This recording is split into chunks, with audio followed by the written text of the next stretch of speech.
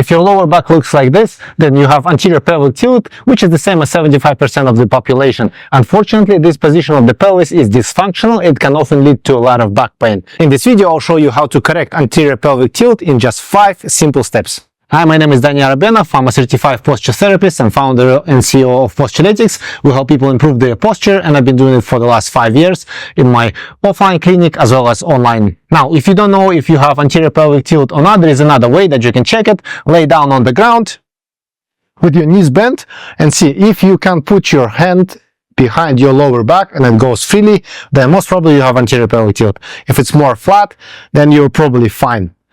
So if you do have anterior pelvic tilt, it's easy to correct it once we know what causes this. Let me explain briefly. So if you have anterior pelvic tilt like this, the big curve in the lower back, we can pretty much infer what it means in terms of our muscles. So if the pelvis is tilted here, we can see that this part, this muscle will probably be shortened and this will be elongated. So the abs are elongated, hip flexors are short, lower back muscles are tense. If I'm standing here, I can feel my muscles getting tense here, and the glutes are elongated. So what needs to happen, and they need to be rebalanced. The glutes needs to get engaged, abs needs to get engaged, these muscles, hip flexors need to relax, and lower back muscles needs to relax. When that happens, pelvis will go back into a more natural and neutral state, and if you have back pain symptoms which are caused by anterior pelvic tilt, your back pain will also disappear. Makes sense, right? So these are 5 simple exercises that you can do to help all of this happen and to put your pelvis back in a neutral state. So this first exercise is called arm circles. Stand with your feet pointing forward, parallel, hip width apart. Extend your arms to the sides. Bring your shoulders back and down. Make a fist like this, not a full fist, but a semi-fist with your thumbs pointing out. And then make small circles forward and do 40 of them. Make it fast. The faster you go, the better. When we go fast, we train our core muscles to keep us from wobbling around. And the faster we go, the more they get trained. Don't make big circles like this, like the size of your head. That's enough. Small circles done fast. We train our muscles, core muscles, to stabilize us. This is exercise number 1. 40 circles forward. And then once you do 40, shake it off. Bring your hands to the side. Make a fist as well, semi-fist. Now turn your arms so that your palms are facing up, thumbs pointing down, and make 40 circles back. Again, go fast. Don't let your body wobble. 40 circles. This is exercise number 1. Exercise is called static back. What you need to do is lay down on the floor, put your feet somewhere on a couch or on a sofa. Ideally, they should be at 90 degrees angle. And in this position, what you need to do is relax. Hold this position for 3 to 5 minutes. So in this position, what we're doing, we're helping your upper body to extend, to straighten up. Let's say you're habitually flexed forward, your upper back is rounded. Now when you lay down, there is a force of gravity pushing your shoulders and your spine to flatten on the ground. Your muscles will resist. They are used to this position, but gravity doesn't get tired and our muscles do. So over time, as you stay there for 3 to 5 minutes, your muscles will gradually release, relax, and it will help straighten your upper body, bring your shoulders back a little bit so they're not so rounded, and help you reposition your head this way. What we also do is we tilt the pelvis a little bit back, and it helps us to flatten lower back on the ground and let those tense low back muscles and let them release a little bit and relax. So hold this for 3 to 5 minutes, relax, breathe normally, and enjoy the relaxation that usually comes with this exercise. So this next exercise is called cats and dogs.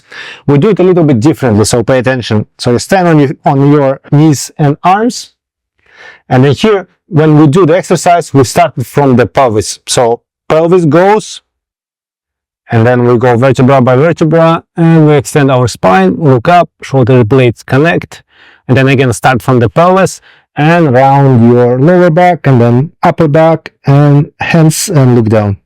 Again, start from the pelvis and then go upstream. From there, again start from the pelvis. So in this exercise, it's important that we start movement from the pelvis. This way, it's not about stretching the spine, it's more about training your muscles to control position of your pelvis. Once we teach your muscles to engage and to control position of the pelvis, it will help bring the pelvis in its more natural position, which will then straighten your upper back and let your head come back to your neck. So next exercise is called hip flexor abdominals. So you lay down on the floor,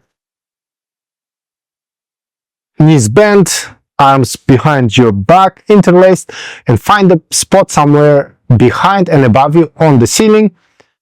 And in this exercise, we lift your upper body and your legs while always looking at that spot which is ahead and behind you a little bit, so in front and behind you.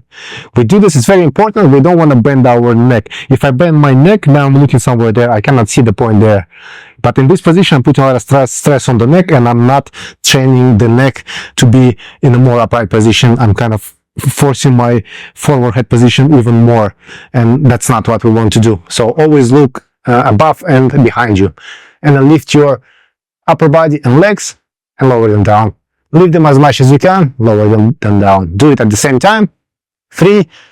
Try to do it 25 times if you can. If it's easy 25, then do it 2 times 25. We're strengthening our flexor abdominal muscles, we're strengthening our abs, and we're teaching our neck not to engage in this movement. Okay, next and last exercise. This last exercise is called air bench. Come to the wall and then start walking out from the wall while sitting on an invisible chair. Go as low as you can, but don't go too low. You don't need to go lower than the knees. Keep the weight of your body on your heels. If you can wiggle your toes, that means the weight is on the heels. Make sure your quads are engaged. You'll feel the main work happening here in your quads, and press your lower back to the wall. This is important. So heels, keeping the weight of your body, quads engaged, lower back touching the wall, flat. The head can touch the wall, can be loose.